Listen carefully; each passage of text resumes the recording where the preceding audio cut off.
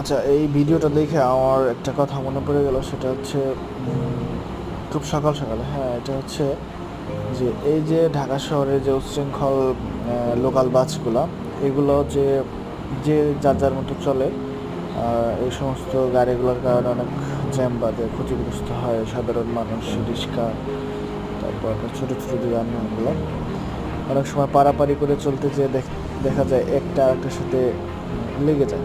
তো বর্তমান প্রজন্ম বা বর্তমানে যে ছাত্রছাত্রীরা যে উদ্যোগটা নিয়েছে, যে এরকম সুন্দর শৃঙ্খলাভাবে বাসের লেনগুলো আলাদা করছে, ছোট গাড়িগুলো আলাদা। তো এর ভিতর থেকে আবার তারা গাড়িওয়ালা যারা আছে তারা মনে করতে পারে যে এদের এই সিস্টেমের কারণে তাদের ক্ষতি হতেছে, ইনকাম কম হতেছে। ভাই, দেশের যে পরিস্থিতি সেগুলো কিন্তু আপনার পরিবর্তন হয়েছে বা ঊর্ধ্বগতি সব কিছু হয়েছে ধীরে ধীরে। তো যার যার